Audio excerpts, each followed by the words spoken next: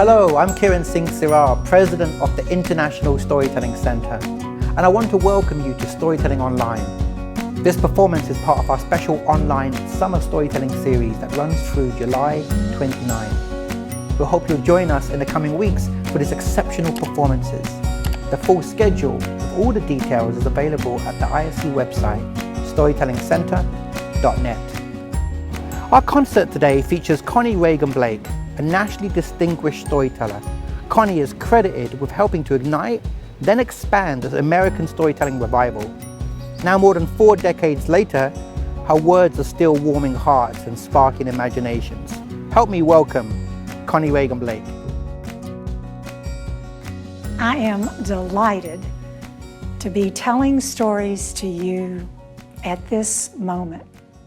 You know, we humans have always told and listened to stories. It goes back generations, millennia. It's in our DNA, I think, to want to hear stories and to want to tell them. I remember that Margaret Mead, the amazing anthropologist, was once asked by a student did she think was the very first sign of life. Well, she gave an unexpected answer. They were thinking it might be something like a tool that had been fashioned, or she said it was a healed, broken leg. An animal can't survive if they break anything in their body. But that healed leg meant that someone stayed behind with that person. Someone made sure they had food and water until they were healed. And I think of that kind of a person as a fire keeper. And we all have fire keepers. You know, those people that help us through the dark times or a challenging time.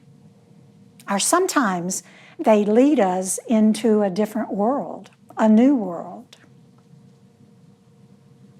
Now, they say a long time ago, in the capital city of Ethiopia, Addis Ababa, there lived a very rich merchant.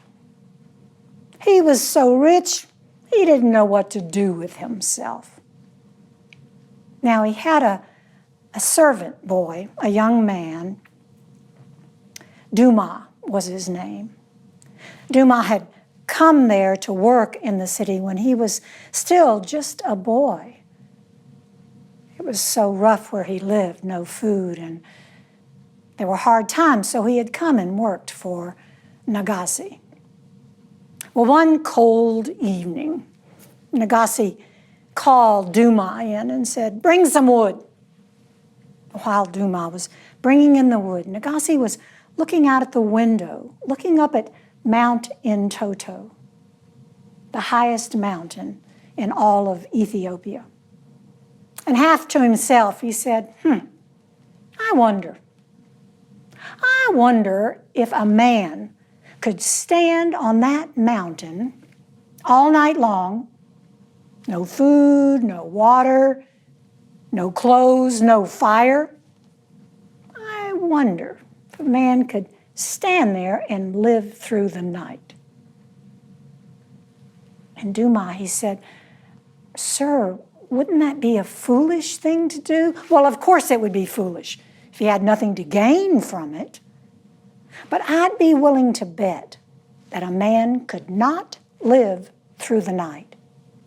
Duma said, "Sir, I have nothing to wager, but I believe a man could stand there. I think he would live." "Ah, you do? Well then, how about if you stand there all night? You go up there, no food, no clothes, no water, no fire. You stand there, and if you live through the night, I'll give you your freedom. I'll give you 10 acres of land and a house and a cow." Duma said, "Sir, do you really mean that?" "Well, yes, of course, I'm a man of my word." "Then yes, I will do it." And so it was decided. And Duma thought, one night up there on the mountain and I'll have my freedom. I'll have a land to grow food. I can bring my family in from the village. I'll have a house. But later that night, as the winds started to blow and Duma was so cold, he thought, I can't do that. I'll die up there. And he got very afraid. The next morning, first thing, he got up and he went to an elder from his tribe. And he went and told him what he had agreed to do and told him about those fears. Now this old man, he was a wise man, and he had come to the capital city when he was just a boy. Duma often went to him for help. And the old one said, oh, Duma, you can do this. You know that small hill to the east of Mountain Toto? Yes. I will go there. I'll light a fire. And when you get on top of the mountain, you look down at that fire. You remember I'm there tending it for you. You remember its warmth. And if you do that, you will live the night. Duma was encouraged. He thanked the old man, and then he left there and he went back to Nagasi and said that he was ready to go. Nagasi sent him that afternoon up the mountain along with several servants to make sure that Duma did just as he was supposed to do. They climbed the rest of the afternoon, and just as the sun was setting, they reached the top. The wind was blowing so, but Duma, he took off his clothes and he went over and he stood on a flat rock at the top of that mountain. It felt like he was stepping onto a block of ice. And he thought, I can't do this. But he looked quickly to the east and he saw the old man's fire. He took another breath and he thought, yes, he's there. And so Duma stood. As the hours went by, the wind became ferocious. Duma thought he would be blown right off that mountain. But still he stood there watching that fire. A little past midnight, the wind was so fierce, it felt like daggers going right through his skin. But still, he stood there.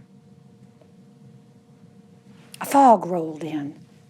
Duma could no longer see the fire, and he thought he was going to give up, but then a wind came, blew the fog, and Duma saw the old man was still there, still feeding that fire. And he made it all the way through the night. In the morning, he put on his clothes and he walked back down the mountain with those servants following behind him. When Nagasi saw Duma, he was very surprised. Well, I can hardly believe you lived through the night. He turned to the servants. Did he stand there all night? Yes, they said.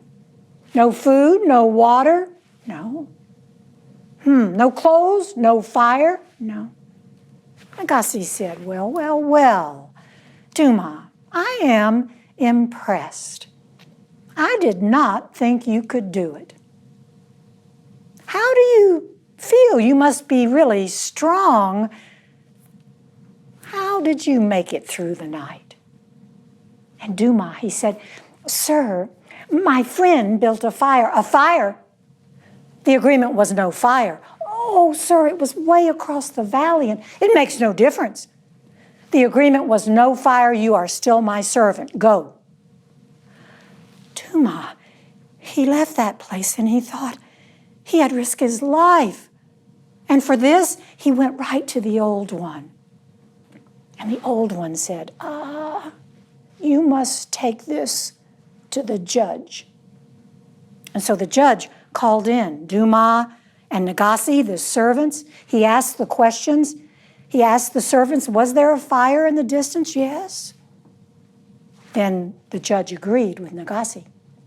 No freedom. Go back. Duma was heartbroken. And once again, he went to the old one. The old one said, Duma, justice comes in many ways. I will help you. The old one got up from where he was sitting, and he went to see a man named Hailu.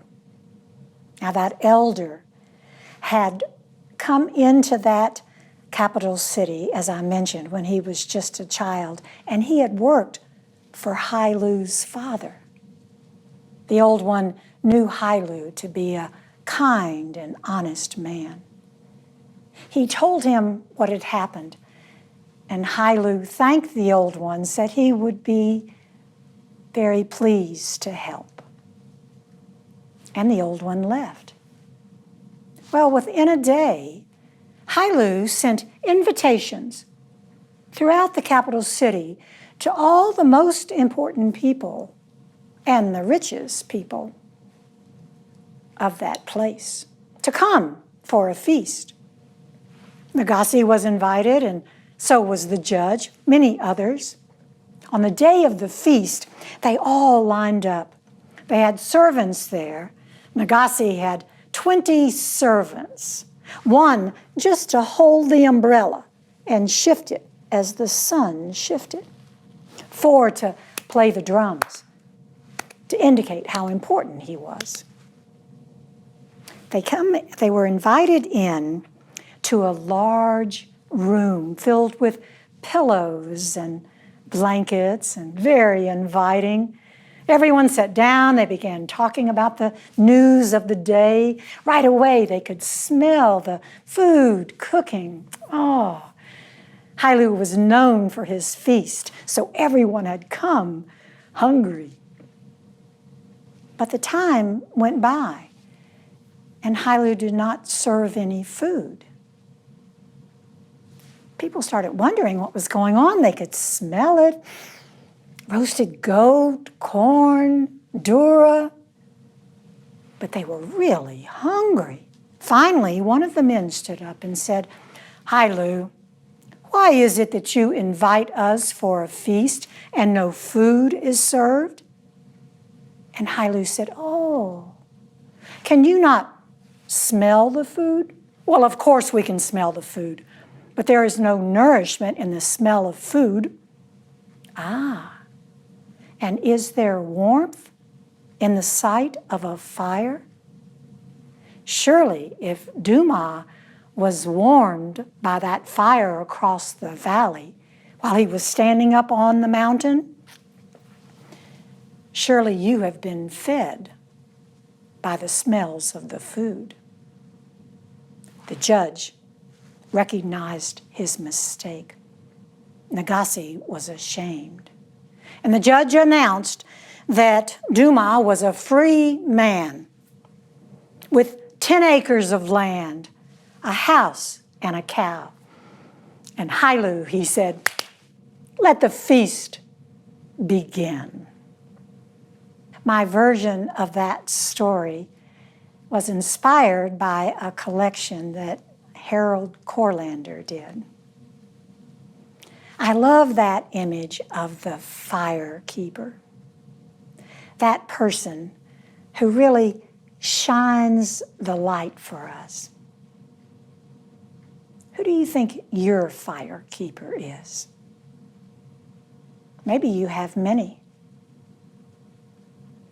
Well, I want to tell you about one of mine, someone who led me to this life of telling stories and making my living this way almost 50 years ago.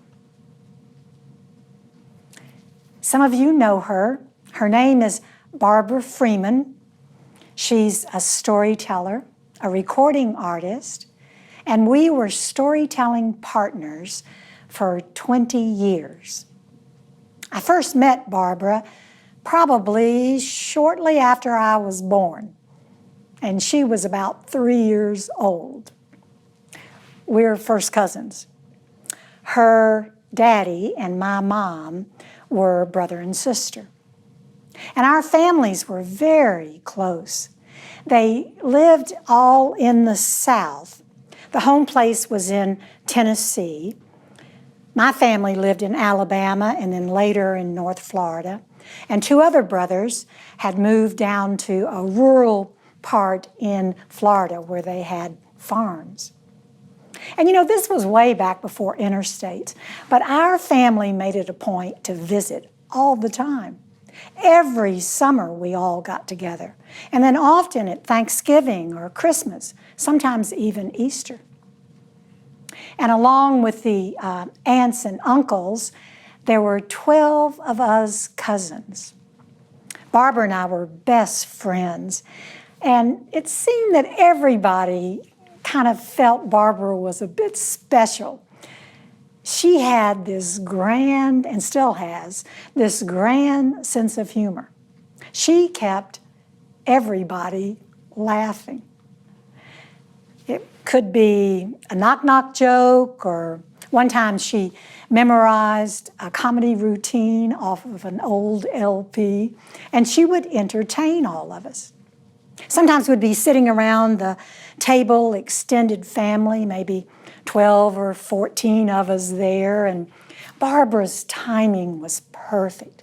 She'd wait until our cousin Cindy had just taken a mouthful of sweet, fresh milk, and then Barbara would deliver the punchline, and we could be sure that a little of that milk would come out of Cindy's nose because everybody would be laughing so much. We all wanted to kind of sit next to Barbara and hang out with her whenever we could. Barbara has this rich gift of a sense of a humor. And it's not like she can be funny or can tell a joke. It's like it's down in her bones. It's a part of who she is.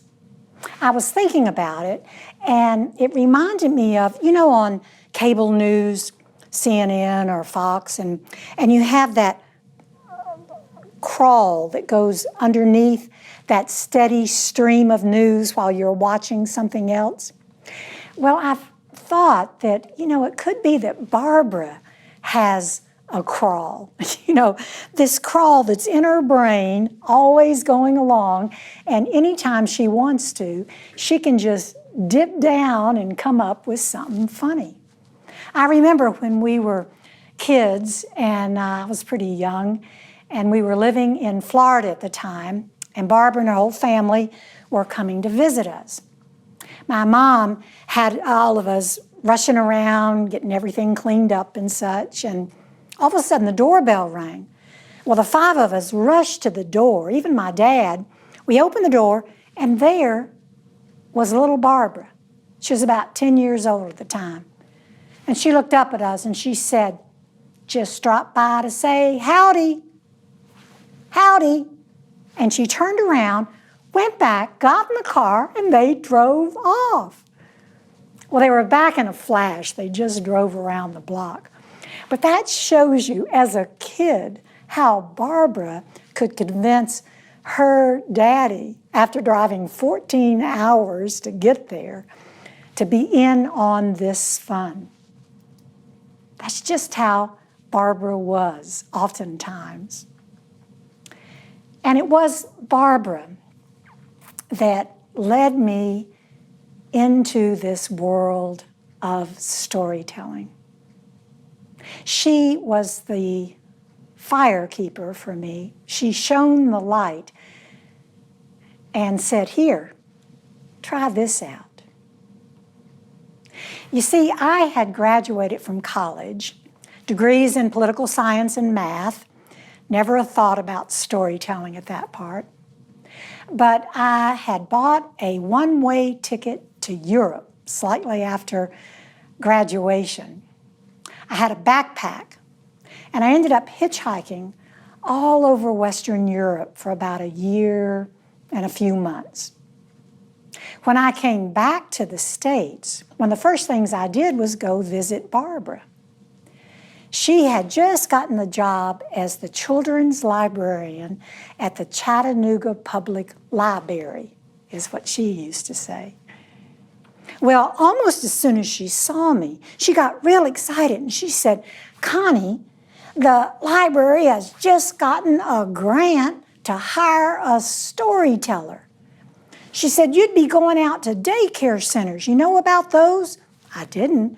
And she told me, she said, "You know, it's a national program called Head Start, started a few years ago, and their goal is to really help children, especially this cycle of poverty, help those children kind of have a connection to the library and to learning before they go into school.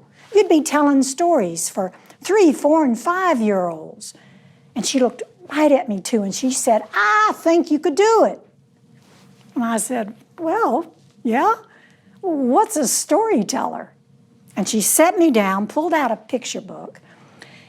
It was the Bears motorcycle, and she turned the pages, told me that story, and I was hooked. I went in and applied for the job, and I got it. Well, it was really fun being around Barbara. Her sense of humor was still sharp as a thistle. We often went down to a little cafe down from the library, and we'd have lunch there together. And we'd end up laughing so hard we had indigestion. Sometimes folks would stop by that table, and they would just to kind of soak everything in. Other times, we would go in my car and go up to a state park and take our inner tubes and go tubing in the river. But as we were getting there or getting back, we'd get so tickled about something, we'd have to pull off the side of the road not to have an accident. Well, we both loved our jobs there. But I'll tell you, I don't know if any of you ever see the Family Circus cartoons. I love those cartoons. They're in our local newspaper, and I always try to take a little quick look at them. But one that really caught my eye a few years ago, the mother was sitting in her chair with a big picture book, and her little boy was sitting on her lap, and she was reading a fairy tale. And she got right to the end, and she said, "And they lived happily ever after." And he looked up and he said, "Boy, I did not see that coming." And I must say, this world of making my living as a storyteller, full-time, on our own, I did not see that coming. But in 1975, I got an idea. I talked to Barbara and convinced her that we should quit our library jobs, even though we loved them, and we ended up getting the librarian, the director's blessing for us. I wanted to go out and be storytellers. Now, Barbara had a little yellow truck. We called it DPUT. That stood for Datsun Pickup Truck. And there was a camper on the back. Actually, it was more of a topper, not a whole lot of room. You couldn't stand up or anything in it. But we figured we could travel in that, and we would, sleep in it as needed, campgrounds and such. We had saved up some money, but we had some possible side plans when that money ran out if we were still on the road. One was that maybe we would learn how to be semi-truck drivers. That way, we could swap off. We'd be partners. We could swap off on the driving. And we could work on stories when we weren't driving, and then we could tell stories wherever we went. Another possibility, the next year was the bicentennial. And we thought, well, we could maybe learn some American Revolutionary stories, and maybe a mall would hire us to come in and tell stories.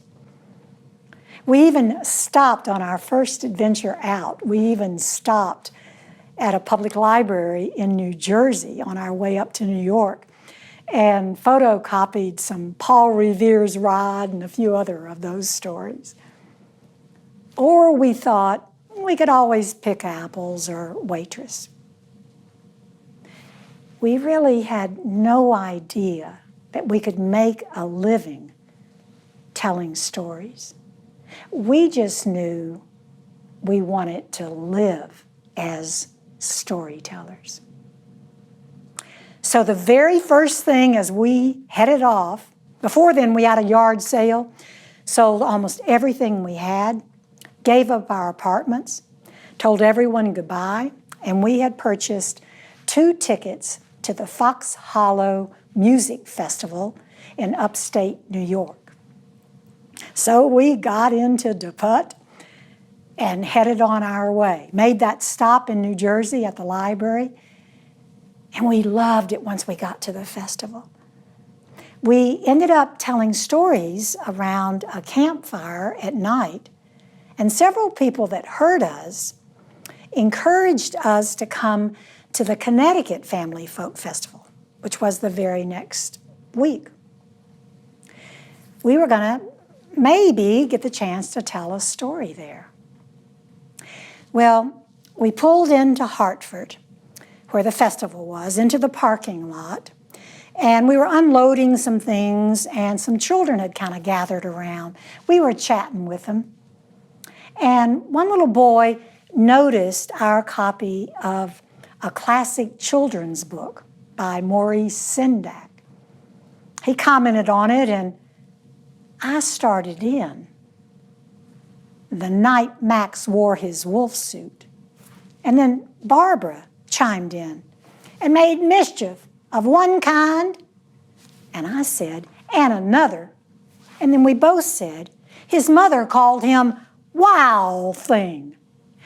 And we did that whole story in this brand new, organically come by, tandem style. We had never seen anything like that before, but we had been inspired by a theater group out of Kentucky called Roadside Theater. It was a whole group of them, and they would take traditional mountain tales and then act them out. So we figured later maybe that's where we had thought about this.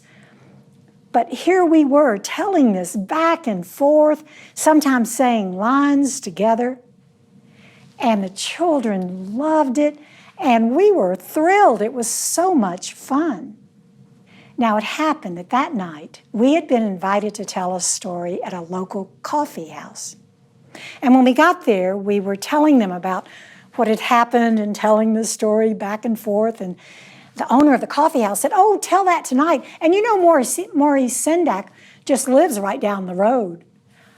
We said, really? He was a hero of ours. So we decided we would call him. Brazen as we were, really kind of clueless, we called him. This woman, the owner of the coffee house, found the phone number for us somehow. And we actually expected to get a recording machine. So we were kind of practicing what were we going to say. But then on the other end of the line, hello? And we were still waiting for the recording. Hello? It was Maurice Sendak. And we kind of stuttered at first and finally kind of caught our breath, and we told him we were storytellers and that we were hoping maybe that night to tell his amazing story, Where the Wild Things Are. And then we said quickly, but we want to do it a little differently. He was very curious. We said we won't show the book until afterwards, but we'll go back and forth and say words together. Oh, and there might not be any kids there. It'll probably be all adults. Well, he was thrilled. He gave us his blessing, and he was delighted that we were going to be sharing his story with adults. It went really well that night. Now, something else magical, another gift from the universe, happened in that parking lot. When we started telling back and forth where the wild things are, there was a man who was in the same parking lot, Bob Zentz, unloading his truck. He was going to be performing at this festival, the Connecticut Folk Festival. And I remember seeing him. He stopped and watched and listened to us tell that whole story. And after the children had walked away on their own and such, he came up and introduced himself. I remember he had a pillow and a guitar case in the other hand. And he came up and introduced himself, and he said that he ran the Old Dominion Folk Festival in Norfolk, Virginia. And that story was his son's very favorite. And if we would tell it just like he had watched us tell it then, he said, if you'll tell that in January, I want you to be featured at my festival. Barbara and I said, yes, our first booking. It was official. We were now on the road storytellers. Now, people just seem so willing and ready to help us. One new person we had met, he was the person that ran the Connecticut Family Folk Festival. He also had a print shop, and he arranged for a photographer to come and take pictures of us. And then he called a few influential people in the folk music world who had heard us tell a few stories and asked them for a quote. And in 2 days, we had a promotional flyer. We named ourselves the Folk Tellers, and we headed out into that folk music world. People were so generous when they heard us. Often they would call their friends and tell them about us.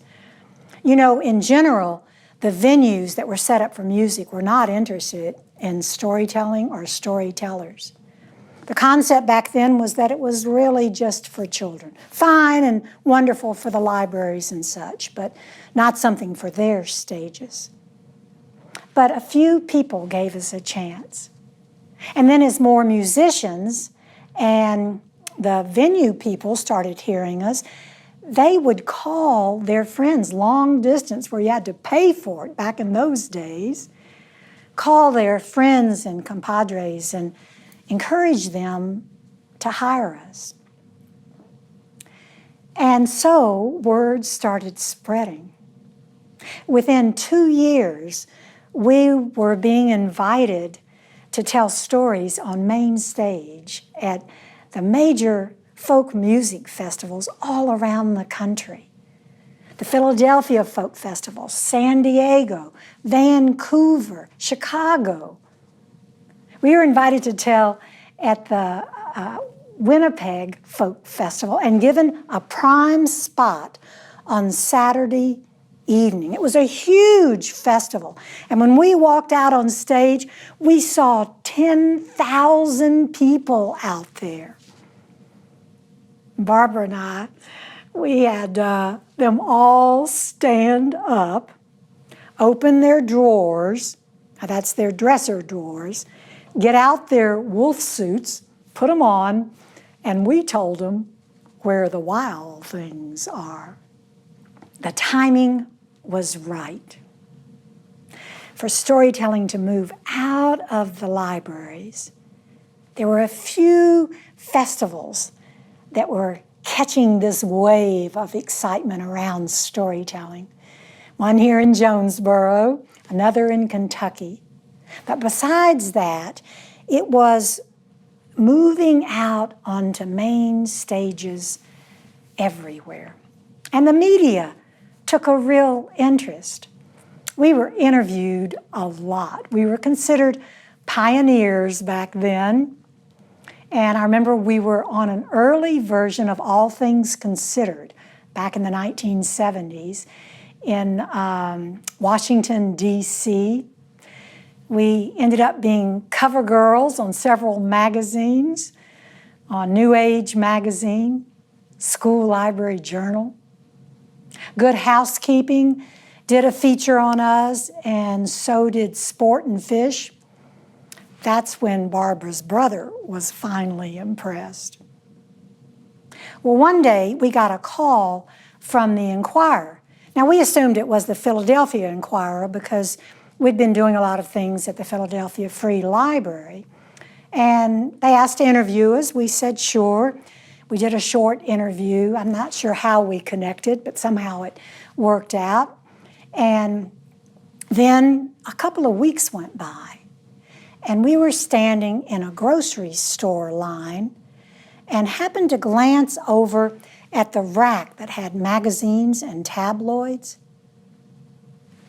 And there we were, our picture and the story about the folktellers, right next to an article about alien baby found in rose garden.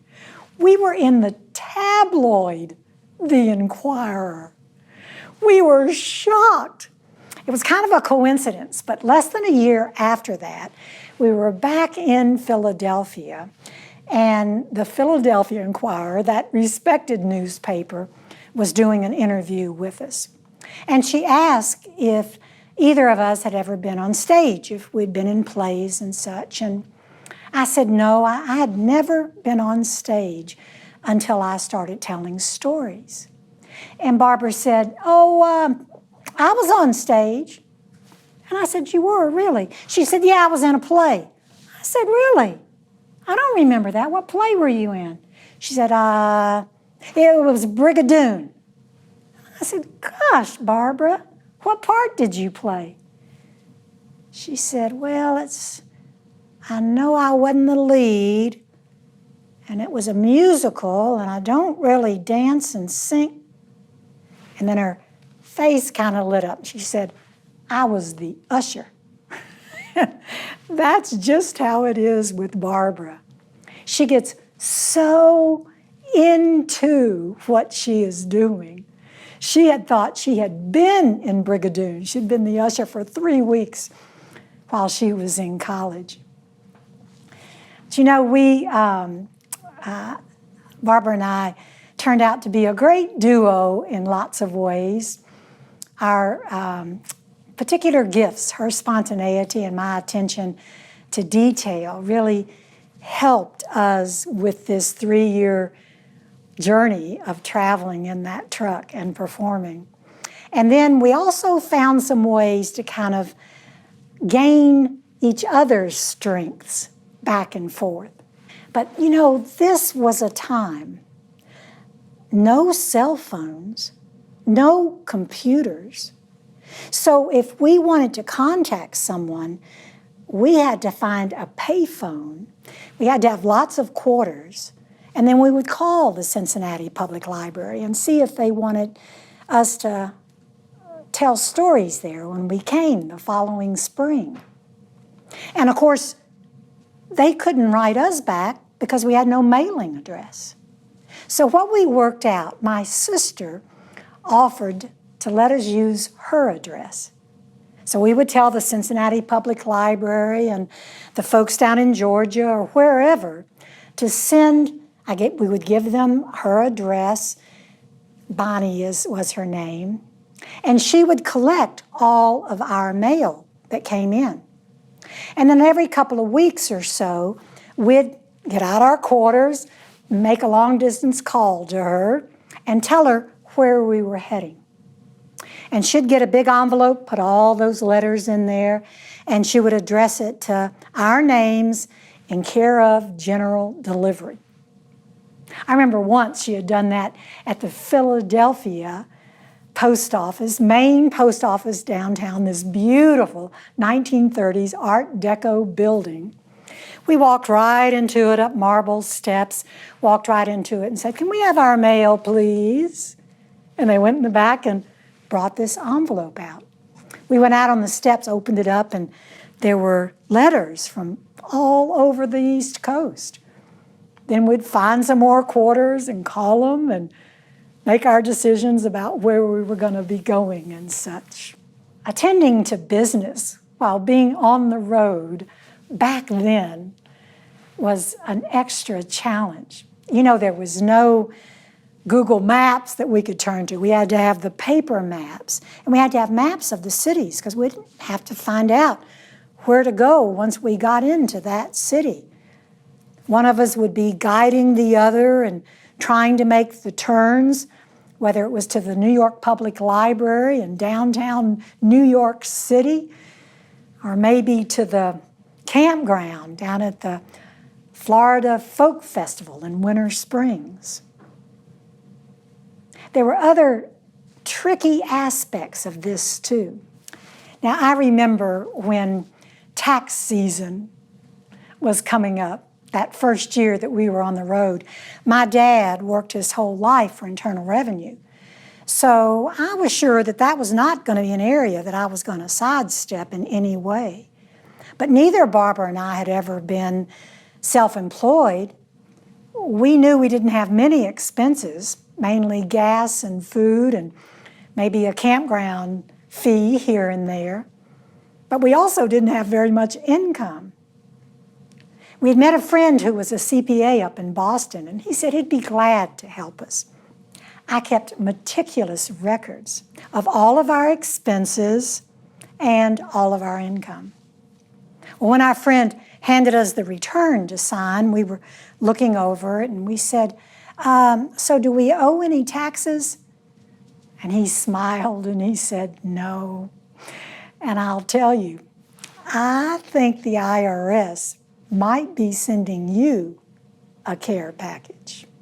You know, life in a truck, especially this small Datsun, it was like a little mini truck, so don't get the picture of a big one. This was a tiny little truck. It was really a challenge sometimes. We couldn't really do anything in the very back as far as work and business went. We could barely sit up back there. But we would do everything in the cab, and that became our office, our rehearsal space, our front porch.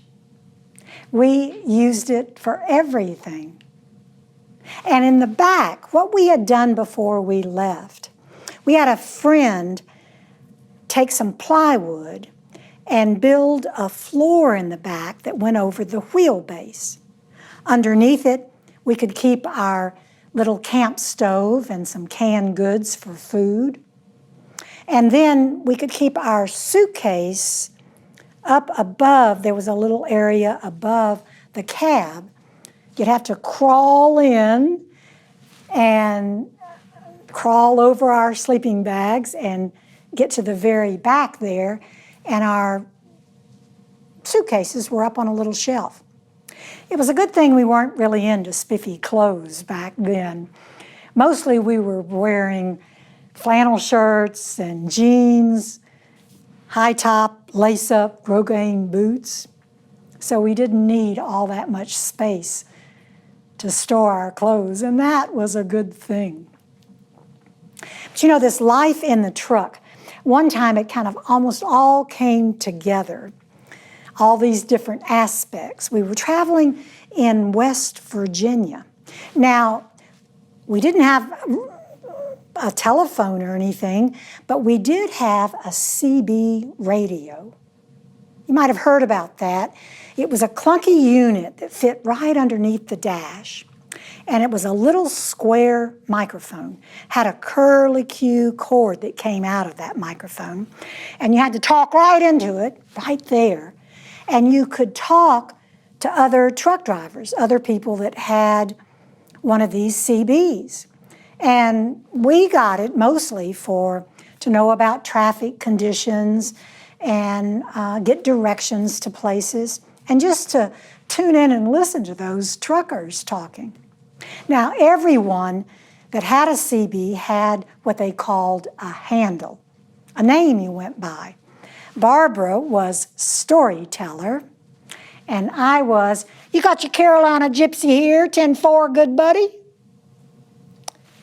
Now, this time that we were in West Virginia, we had started talking to Jester Lester.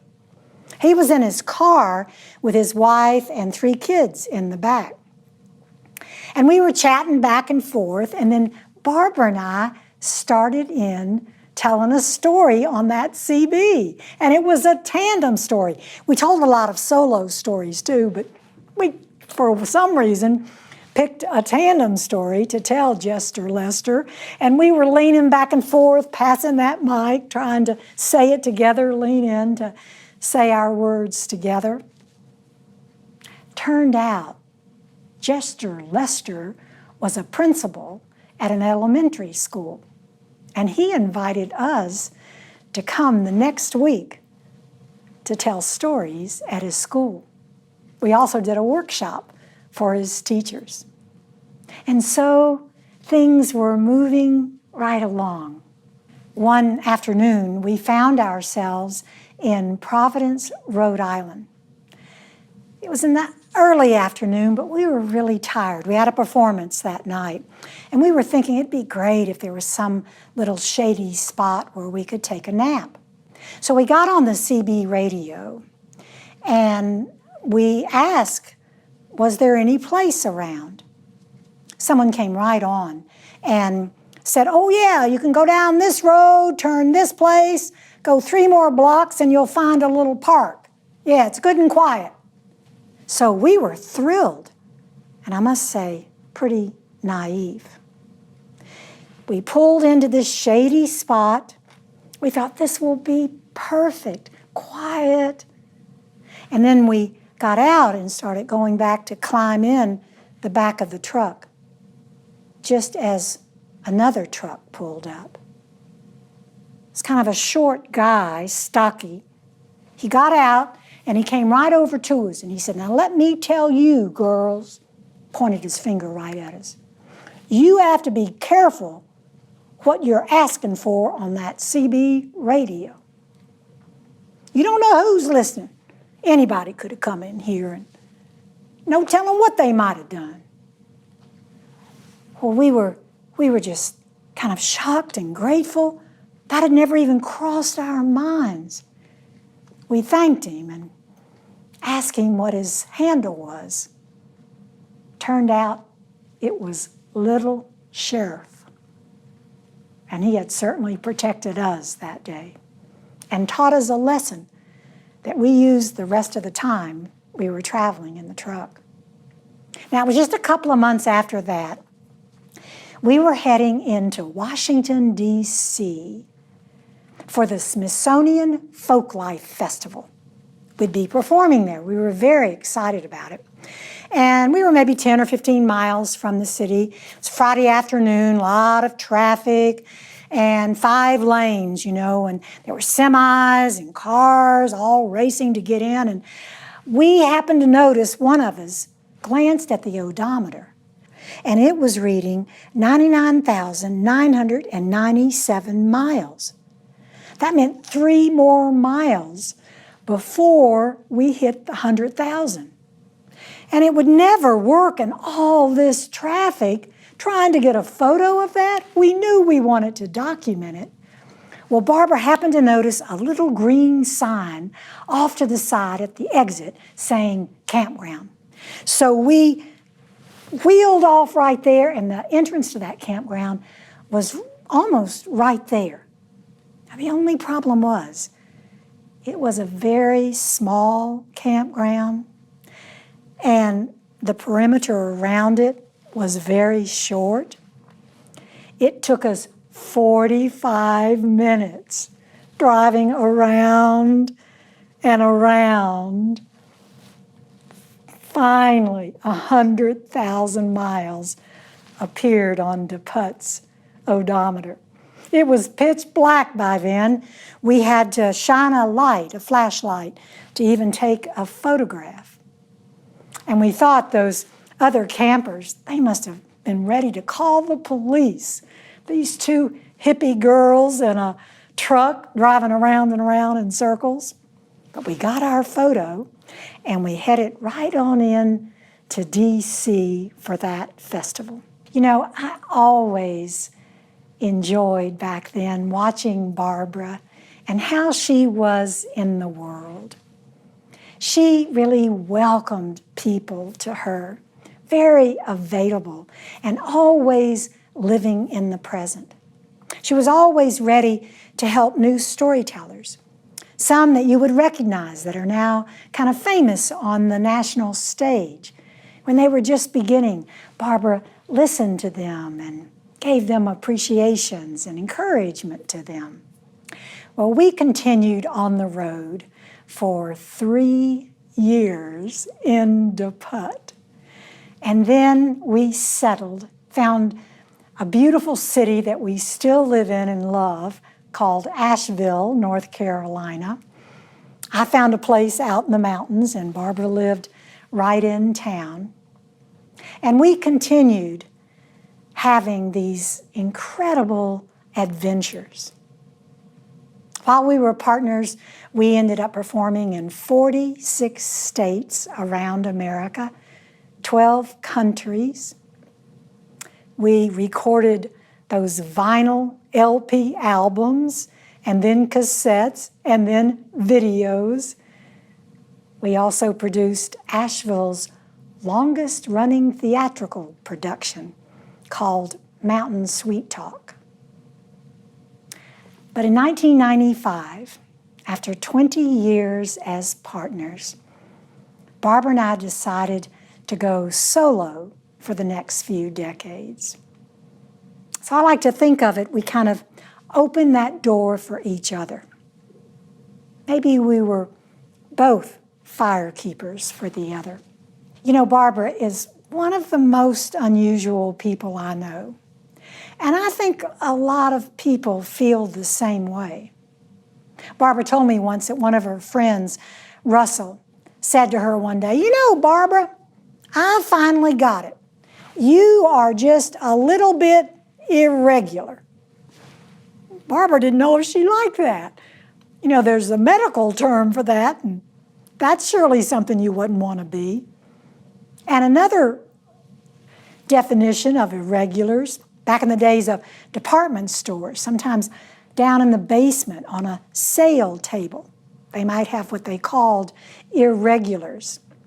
Maybe a seam was torn or an extra button. And I think that's just it. Barbara is a bit irregular, but in all the best ways. She doesn't have this facade of perfection, or she has to get it right like this or like that. She's so present and welcoming to people. And I appreciate the way that she shone the light as my firekeeper. She opened the door for this whole world of storytelling. And for me, this fall, it'll be 50 years that I've been making my living as a full-time professional storyteller. And I thank Barbara Freeman. She is priceless. She is my firekeeper. Now, I want you to think about your firekeeper. We all have them. It might be a teacher you remember, might be someone in your family, or someone else that somehow got you through some rough spots. They were willing to sit there all night and feed the fire so that you could see it and know that you were not alone. You know, I spent time in Uganda a few years back, and that's very close to Ethiopia, where the traditional story I told you comes from. And while I was in Uganda, I met some people with the Acholi tribe, And they told me about a saying, Aboka Lam. When you translate that, literally, it means trying to describe the light. Aboka Lam. And that's what I felt a bit with trying to describe Barbara, her humor, our first days of traveling, how it all came together. But I want to encourage you with your firekeepers not to be daunted by it. It doesn't need to be perfect. And if they happen to still be with us in this world, then pick up the phone and call them, or go see them, or write them a note. Don't wait to their memorial. And if they've already passed on, then tell a story about them. That's the way we keep those that we love alive. And I hope we'll all do that. Recognize and honor our firekeepers. Thank you. It has been a delight.